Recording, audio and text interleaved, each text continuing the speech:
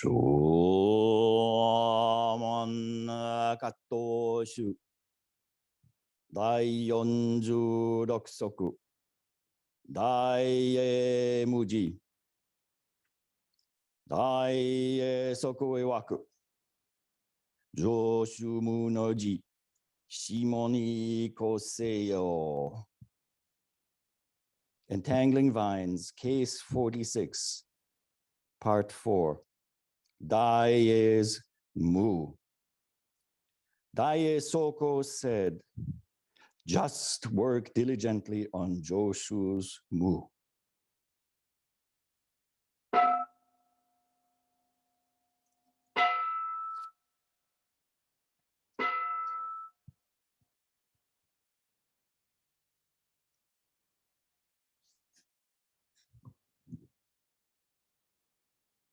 Sometimes we might think, oh,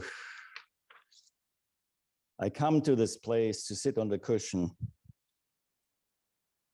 and then whatever idea you want to put to it, I'll become a better person. I shall get awakened. I will pass Mu, or whatever. Maybe I can suffer a little more. I don't suffer enough in my life, so I have to come here. But all of those ideas are fine, as long as we don't attach to them. You know, have you ever taken the point of view or the point of manifestation of the seat that you're sitting in? It is us who sit in these seats who are temporarily given the responsibility to use it as a place to look deeply into this human condition, into this society that we live in, those crazy times, and to not turn it into a place into which retreat to feel safe from all of that hits us in the face as soon as we leave and open the door. So that's not why. We are the caretakers of these seats. Our buttocks have received the responsibility to do something more than just feel bad being on the cushion. Generally, I don't like to speak about making things better for the world, but this is what we are doing here. We are saving all sentient beings by sitting here. I can tell you, I sat sometimes on the cushion and I saved the sentient beings, just not having my stinky self out in the world and do harm. So even that is already saving sentient beings. There is nothing really so lofty about that we can't do it. Otherwise, we would not have a practice like this that has persisted for thousands and thousands of years. So consider yourself being charged rent by the universe as soon as you park yourself on the cushion. Responsibility comes with it.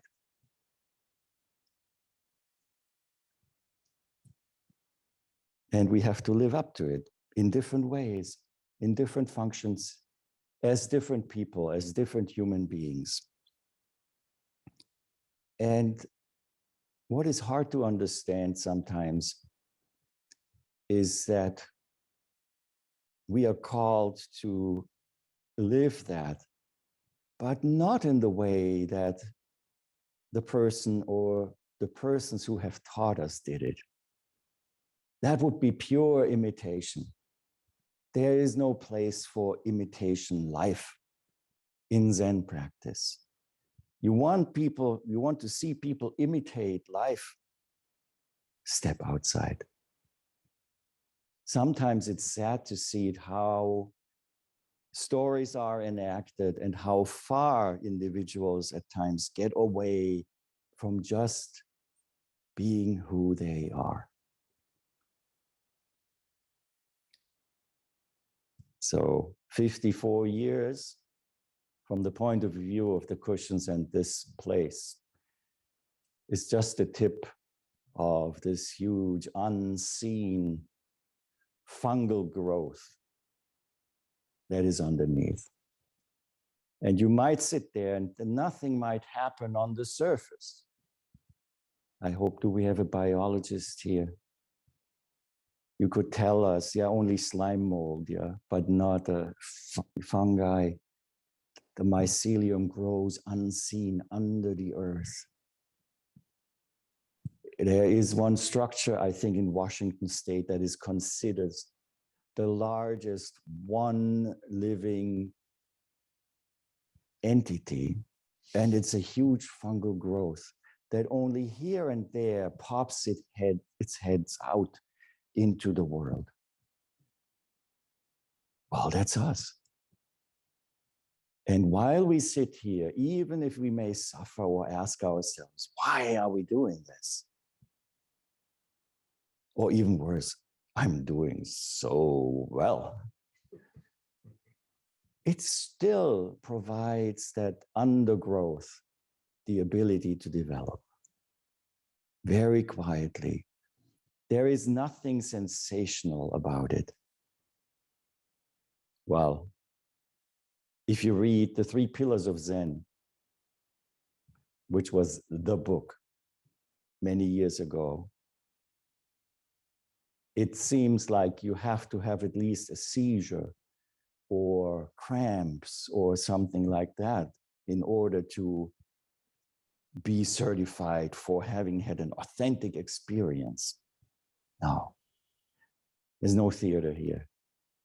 There is nothing that is necessarily revolutionary. This evolution, the constant working on it, one drop at a time, is manifest in this building, in this Zen study society, in the fact that you have parked your buttocks here. So, will it be perfect? We like to look back sometimes and say, well, we are flawed as human beings, and indeed, we all are. We make mistakes. But what we do after we make a mistake is really important. Let's not make the same mistakes over and over. Let's make new mistakes. And when we make a mistake, you know, the only thing that we can do is we have to bring it to some kind of completion. Just failing is not enough. We have to fail completely. It's a very hard thing to really want to do. Who wants to fail completely? We have all these things that we drape in front of the portions of our spiritual body that we don't want to be seen. No, all of it has to drop. And 4 years ago, at the 50th anniversary here in this very place, we gave a name to the Garden Zendo. We named it Ko-Indo, the Hall of Light and Shadow. Just to remind ourselves that the Sangha, the atonement, the purification that we chant every morning is an acknowledgement of our imperfection.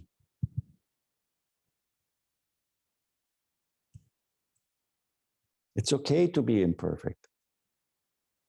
As I said today in the officers' meeting, if we did everything perfect, the world would end. there would be nothing more to do. No more days to be experienced. So I very, very strongly hope that we continue making mistakes with the right attitude. All right. So much for the acknowledgement of these 54 years.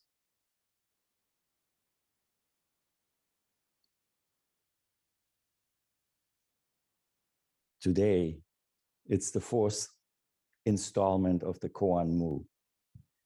This is like layaway, you know, where you get Mu dished out in installments. It feels like that. It's kind of, in the beginning when I looked at this, how can I, this is number 4, there are 2 more. What can I do with this time? And there's plenty of opportunity. My ordination teacher, Kyozan Joshu Roshi, he talked about the opening of that koan, not just a week, but the whole kessei, 4 7-day sessions, and didn't get any further than the first line. That just shows that this is not about explanations. This is not about imparting you with the secret knowledge of the tradition or anything like that. There's a little history in there, but all it is, Teisho, what it should be and what we aspire to do is to be the breeze that blows onto that glow, the glowing kernel of life within each of us, to make it light up, get hot, burst out in flames, and do its job of incinerating all the bullshit we carry around. Edo Roshi called the Zendo a spiritual bullshit incinerator. So have at it. We have plenty of BS. We don't have to look for others to provide it to us, even though that might be very inviting. Yeah. So today we meet Daie Soko. Daie Soko seems like, well, we don't really hear a lot about this person, but you might remember that he is one of the instrumental teachers in the Rinzai tradition, mainly because all the koan practice that we are doing, and that is historically, since him, one of the main teaching methods in the Rinzai school, originates with him. One of those. So when did he live? 1089 until 1163. Part of it, Teisho, is telling you about this ancestry. So that's why I will say a few words about Daie Soko. He was born in Xuancheng, in present-day Anhui province. His family name was Shi. He left home at the age of 16 and entered a temple that in Japanese is pronounced Eonji, a temple on a mountain called Dong. He was ordained the following year, so at the age of 17. From early on, he had read the writings or what was written down about Ummon Bunen Zenji. Ummon Bunen Zenji's extensive record of Ummon.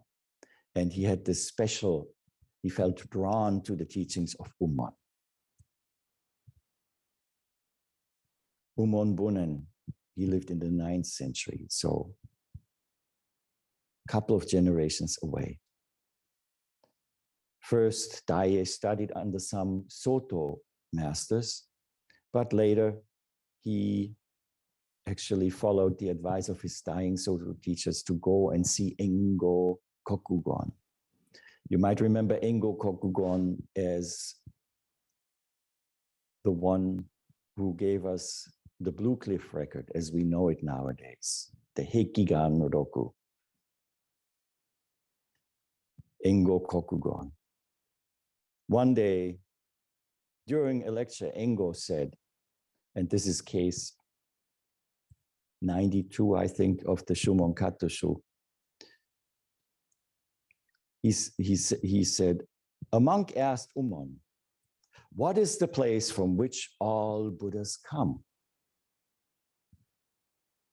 Umon answered, East Mountain, walks on water.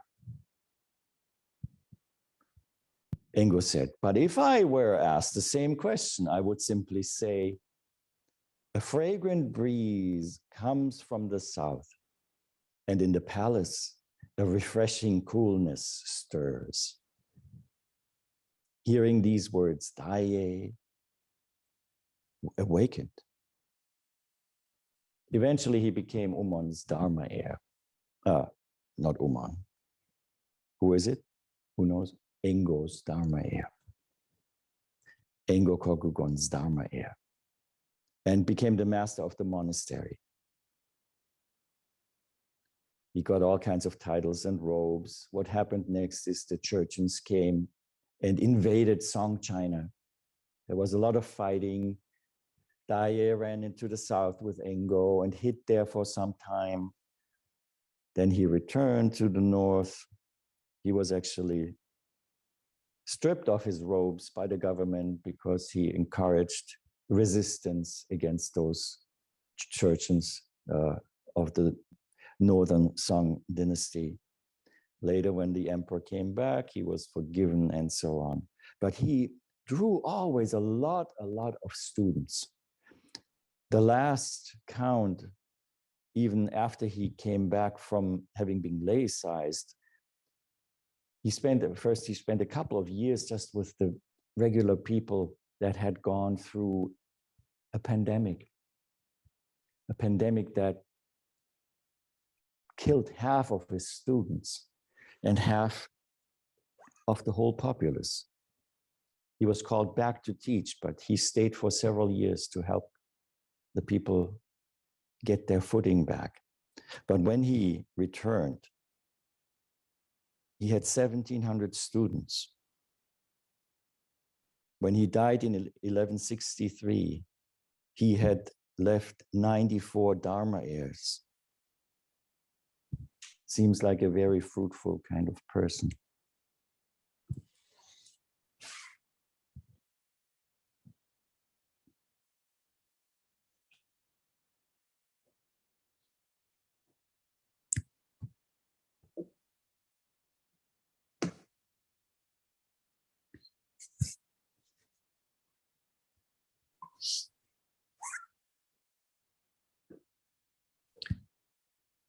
Let me read you one of the things that Daie wrote. If people who study transcendent wisdom abandon this expedience and go along with passions, they will certainly be controlled by the demons of delusion.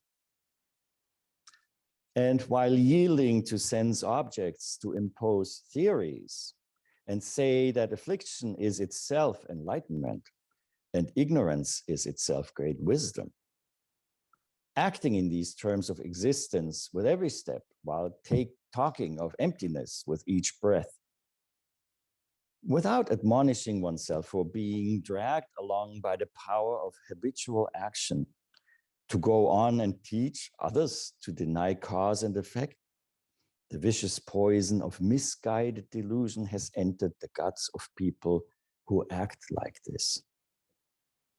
They want to escape from passion, but it is like trying to put out the fire by pouring on oil.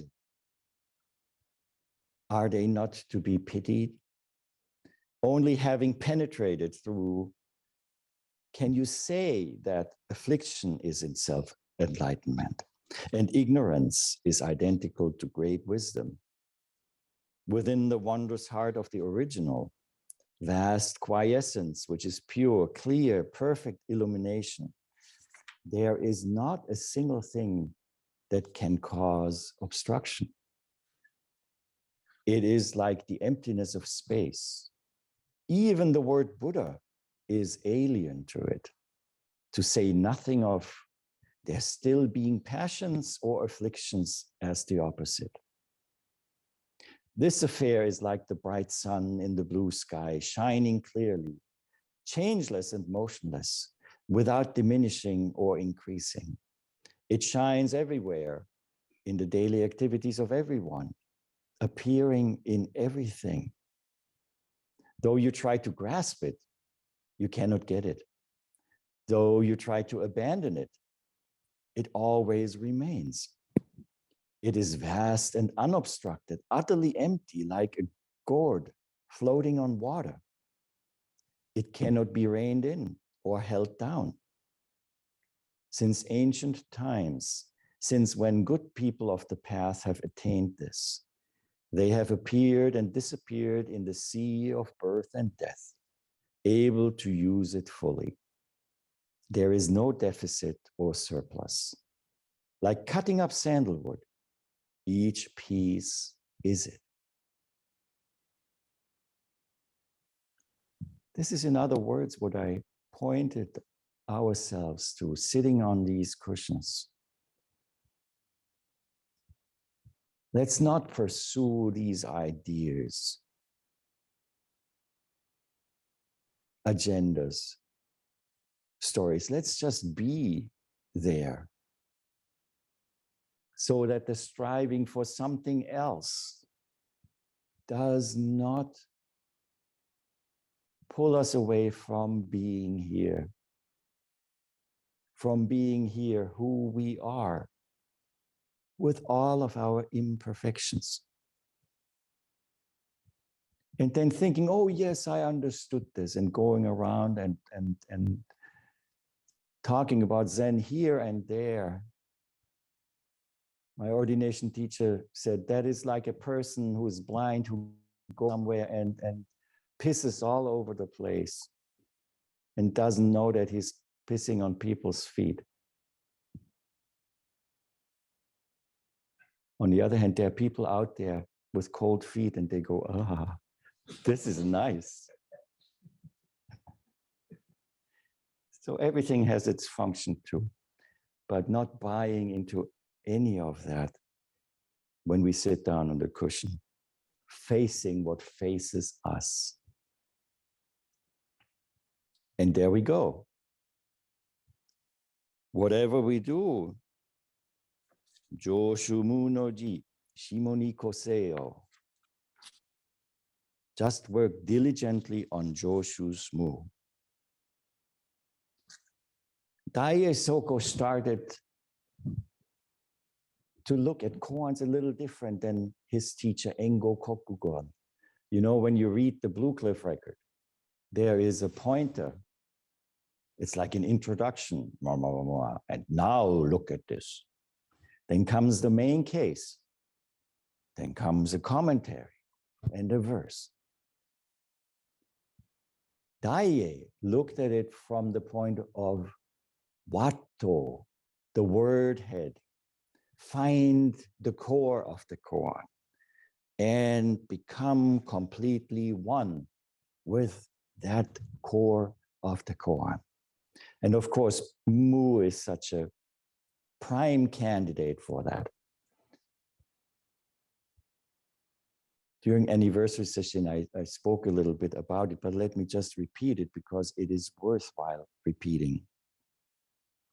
Mu and this kind of treatment of koans, the Dharmakaya koans, Hoshin koans, I call them, I came to the understanding, maybe it's a good way to express this as an immersion koan. An immersion koan where we immerse ourself completely in that koan, and every breath, every movement that we make is that koan, is that watto, that one thing. It could be the syllable mu, but it is that quality of really boring into it with all of our being. Yeah, that sounds dangerous. And it can be. Don't do it when you're just about to cross the street. Even if you are in samadhi with Mu, the bus will win. And that is not practical. Yes. So when we have an opportunity, like here, the bell rings, then it's a free fall until the bell rings again. We can really drop into that koan completely. There's no danger, no buses. Completely into it, immersing ourselves. And immersing in the koan brings with it a very interesting follow-up metaphor. What happens to the self if we immerse ourselves in a koan like that? It dissolves. It completely dissolves. And the interesting thing is, even though it dissolves, if you look at yourself, this I am self, as some rock candy on a stick, you know rock candy, right? And you put it into the right hot water and you immerse it long enough, what will happen? It dissolves. Yet at the same time, the water, that what we immerse in, takes on even the color of that rock candy. So all the conditions of that self that has arisen are still in the taste of that water. And when the water evaporates, a new rock candy can form. Crystals, completely different than before, but still the same self evolved after its dissolution. And what dissolves with it at the same time are all the questions, because it dissolves in the solution itself. This solution in the solution, without the fear that it will completely vanish. I know sometimes it's instinctual when we sit and we get close to this really everything falling off, this Shinjin Datsuraku, as it is called in the Soto school, the falling away of body and mind, that complete lights out situation where there's nobody to see and nothing to be seen. There is hesitation. There's hesitation and great fear. But become rock candy. Let yourself dissolve in koans like this. And don't get stuck in understanding of it. Mu is one of those koans. And if it is not Mu, we can still use that same dedication and quality of application to our own lives in whatever faces us. Whatever faces us here on the cushion. Sometimes it's ourselves. And we learn to not get swept away by it. It's very interesting to observe it. But even the observation is not enough, even if we don't judge. We don't want to become spiritual couch potatoes, flipping through the channels of the self that is playing in front on the TV and think, oh, this is just two-dimensional. That's also not enough. That's a stage in this development. And I suppose language and translation of the Buddhist teachings has kind of fed into this a little bit by telling people attachment is bad. And what is the opposite of attachment? Oh, we have to be detached. Nothing could be further away from this practice and the practice of the Buddha.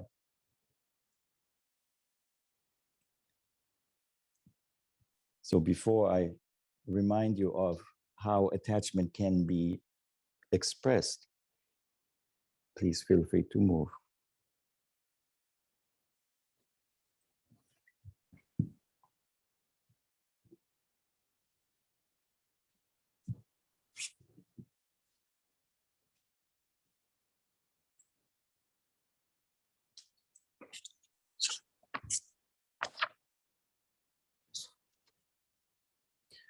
And some of you will think, I know what's coming. That's okay. Good. I like to look at attachment from the point of view of relationship. Just saying attachment is bad. How could I pick up this fan without attaching to it? It is not possible. And when it's time to have the ceremony and I pick up the fan, this is relationship that I make. And it is the appropriate relationship at the time. However, when the ceremony is over and I refuse to let go of this here, then it turns into what I would call attachment. This is one hand, and then there's the other hand. If I attach to that and the relationship comes to a rest, now I can't even wipe myself in the bathroom anymore unless I use the fan, right? Most inappropriate. That would make for interesting ceremonies, I suppose. So how do we move on from here? We have to see and learn to feel, where are these places of arrested development? And I can deny that these items are held by my hands and go through my life, and I wouldn't do very well. But facing it and bringing the relationship to its completion. Thank you, Plate. You really served me well. I let you go now. The relationship is completed. Thank you, Fan. It's not hot anymore. The ceremony is over. It's not detached. It is a relationship brought to its completion. No matter what it was, by being brought to completion, you know what it becomes? Perfect. Just as it was. Perfect is also the name for the time of that what's over. It is perfect. It is done. It cannot be changed. But we can bring it to completion, and completion only can happen in presence, in being present, and in fully giving ourselves to this present, which is also a gift of a present. So not detaching, but facing and embracing what it is what we learn over time, and we get into it deeper and deeper. There's always, one gets to a place that one thinks, I've got it. Danger, danger, danger. That's also a static place in our practice. And it's not just us. I mean, let's think of Hakuin, the reformer of this koan system, the great reviver of Rinzai Zen in Japan. Remember, he lived about the same time as Johann Sebastian Bach. 1685, Bach was born. Almost the same year. Hakuin lived a little longer. Bach died in 1750. Hakuin lived, I think, until 1758 at the same time. So Hakuin here, I want to read this to you from his biography, Wild Ivy, which I, of course, recommend to everybody to read eventually. And what happened to him when he had, he had this experience from the temple bell where he understood, or meant that he understood, what Mu is. And he went out and he went to meet Shoju Rojin, Shoju, the old man. And this temple has a relationship to that place where Shoju was, Shojuan in Iyama in Japan. Genpo Roshi tried to revive it. Genpo Roshi was the teacher of Soen Roshi, who was the teacher of Edo Roshi, who was the teacher of Shinge Roshi. So there's this relationship to Shojuan in Iyama. At the same time, Joshu Roshi was his last position before he came to America was being the abbot of Shojuan in Iyama.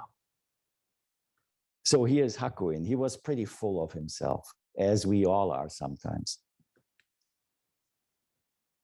He says, he went with a couple of people, followers of the way, his comrades, they were told, go to this old man, Shoju Rojin. So he says, when we arrived at the Shojuan Hermitage, I received permission to be admitted as a student. Then I hung up my traveling staff to stay. Once after I had forth my understanding to the master during Doksan, he said to me, commitment to the study of Zen must be genuine. How do you understand the koan about the dog and the Buddha nature? Hakuin said, no way to lay a hand or foot on that. I replied. Shoju abruptly reached out and caught my nose. Giving it a sharp push with his hand, he said, got a pretty good hand on it there. I couldn't make a single move, either forward or backward. I was unable to spit out a single syllable. That encounter put me into a very troubled state. I was totally frustrated and demoralized. I sat red-eyed and miserable, my cheeks burning from the constant tears. The master took pity on me and assigned me some koans to work on. The memorial tower, the water buffalo comes through a window. Nonsense death, nonsense cat. The hemp rope, Umon's shit stick. Anyone who gets past one of these fully deserves to be called a descendant of the Buddhas and patriarchs, he said. A great surge of spirit rose up inside me, stiffening my resolve. I chewed on these koans day and night, attacking them from the front, gnawing at them from the sides. But not the first glimmer of understanding came. Tearful and dejected, I sobbed out a vow. I call upon the evil kings of the 10 directions as all the other leaders of the heavenly hosts of demons. If after 7 days I fail to bore through one of these koans, come quickly and snatch my life away. So he was trying to escape. I lit some incense, made my bows, and resumed my practice. I kept at it without stopping for even a moment of sleep. The master came and spewed abuse at me. You're doing Zen down in a hole, he barked. Then he told me, you could go out today and scour the entire world looking for a true teacher, someone who could revive the fortunes of closed barrier Zen. You'd have a better chance finding stars in the midday skies.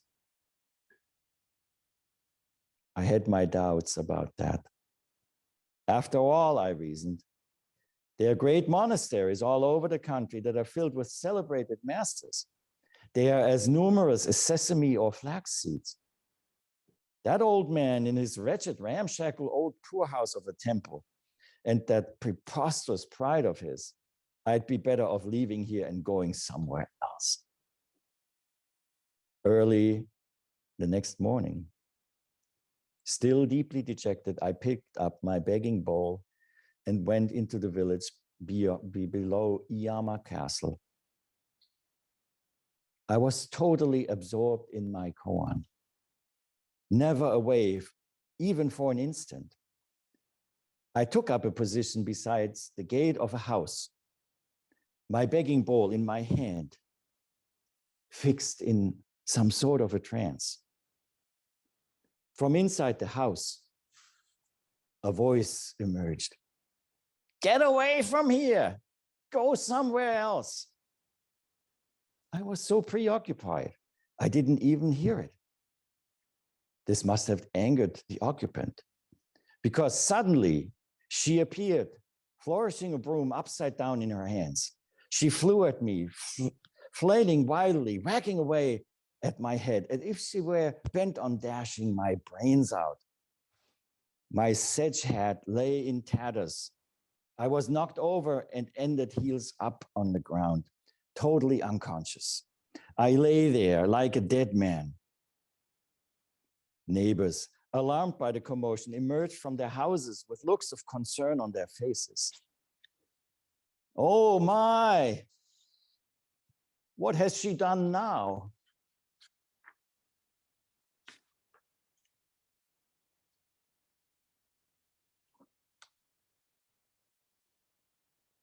It became very still. I was knocked over. I lay there. A few people who happened to pass by approached me in wonderment. They grabbed hold of me and hoisted me upright. What's wrong with you? What happened? They exclaimed. As I came to and my eyes opened, I found that the unsolvable and impenetrable koans I had been working on were gone, penetrated completely, right to their roots. They had suddenly ceased to exist. I began clapping my hands and whooping with glee, frightening the people who had gathered around me. He has lost his mind. A crazy monk, they shouted, shrinking back from me apprehensively. Then they turned heel and fled without looking back. I picked myself up from the ground. I straightened my robe and fixed the remnants of my hat back on my head. With a blissful smile on my face, I started slowly and exultantly making my way back towards Narasawa and the Shojuan. I spotted an old man beckoning to me. Honorable priest, he said, that old lady really put you out, didn't she? I smiled faintly, but uttered not a word in response. He fed me a bowl of rice and sent me on my way. I reached the gate of Shoju's hermitage with a broad grin on my face. The master was standing on the veranda. He took one look at me and said, something good has happened to you. Try to tell me about it. I walked up to where he was standing and proceeded to explain at some length about the realization I had experienced. He took his fan and stroked my back with it. I sincerely hope, he said, you live to be my age. You must firmly resolve your will. Never be satisfied with trifling gains. How much of yourself, how much of ourselves can we see in this behavior? But also, how much of ourselves can we give to have that same courage to be, to bore into this, what meets us here in Zazen, in the same way that Hakuin went into these koans. If it stares at you, realize Zazen presents you with a mirror to see clearly and undistorted. We might be frightened by the difference to the ideal image that we would like the mirror to show. But alas, we are who we are.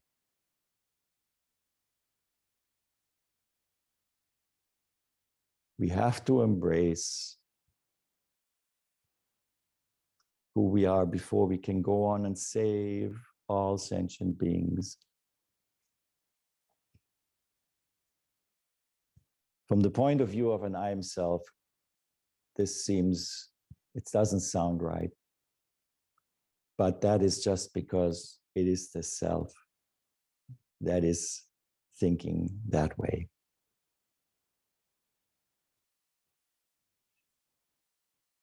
"54 years. The flame is ours. Each of us carries that flame like the Olympic fire. It's just our relay is a little longer.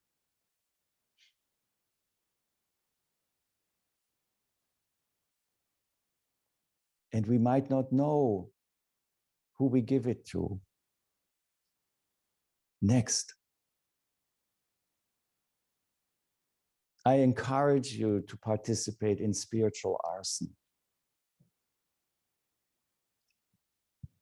Take that flame and see how we can make this a lighter place, as we have been shown by Daie Soku, by Hakuin, Genpo Roshi, Soen Roshi, Edo Roshi, all the departed teachers, all the living teachers, and you.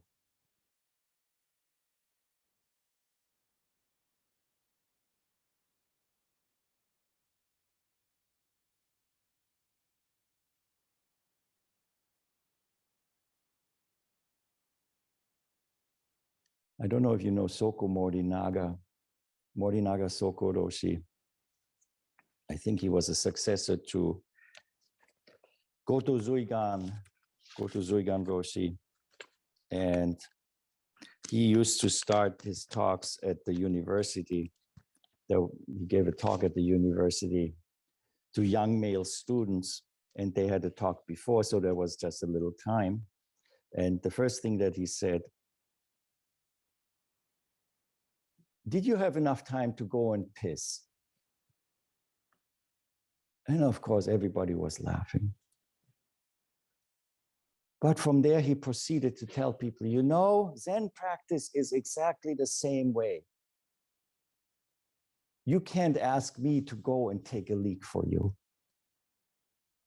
Zen practice is what each of us has to do ourselves. And at times, you will feel an urgency that is even greater than the absence of a bathroom.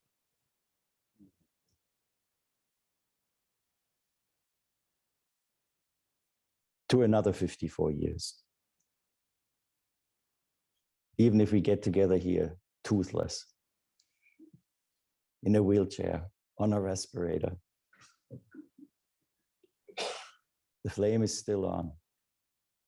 So let's do it all together. That's how it persisted. That's how life and the light of the Buddha, the light of humanity goes on. It is our responsibility.